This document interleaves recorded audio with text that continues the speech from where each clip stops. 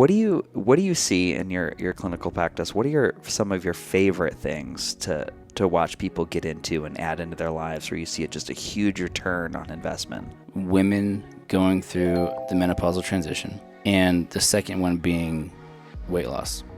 Right, so I think those two have the greatest temporal satisfaction because they see benefits so quickly, and you see attitudes and motivations and behaviors kind of change so rapidly that it's a huge kind of dopaminergic burst for me to just incentivize that kind of thing more and more and more and more. It's also one of the biggest challenges too, because when I get people that have been to other practitioners or so forth to kind of manage their hormones, it just hasn't been the best. It's not usually because that practitioner isn't good. The individual is just going to be more nuanced and have different receptor proclivities than the normal population. So it's a little bit more of a puzzle to solve. Same with weight loss. I get a lot of weight loss resistant people where they're eating right, they're exercising, they fast, they do all the things. And then even the interventions that we have now available with, the GLP-1 class, like semaglutide and tirzepatide, sometimes those still don't work, right? So really having the population that, again, keeps you humble as far as seeing the people that they're outliers, and outliers are what drive best practices.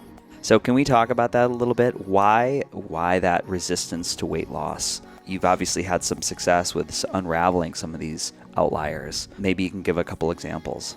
For some people, they're just genetic, right? So some people have initial or intrinsic variants in how they metabolize triglycerides, for example, or how well they release insulin in response to their blood sugar spiking, right? And so using different tools to augment those physiologic responses really just takes more of it takes a deeper dive into their physiology beyond just the blood work. So it looks like getting their genetics done and looking at those single, polymorphisms.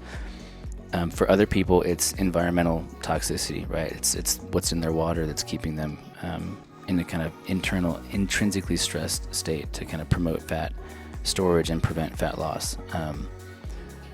For some people, it's dysfunctional mitochondrial enzyme function, right? So all the steroidogenic enzymes that live in the mitochondria that take cholesterol into pregnenolone and so forth, sometimes those have little blockages or are just not as sensitive. So using peptides or different compounds to augment the different genetic outputs like PPAR gamma or the bile acid kind of receptors in the gut too.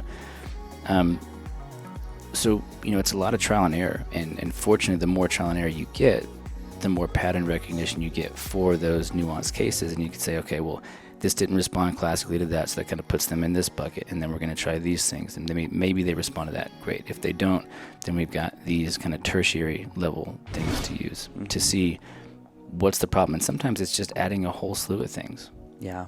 But getting their water taken care of, getting their beauty products taken care of, right, to make sure that it's not the environmental overexposure to chemicals and intoxicants that are backing up the ability to kind of recycle lymphatically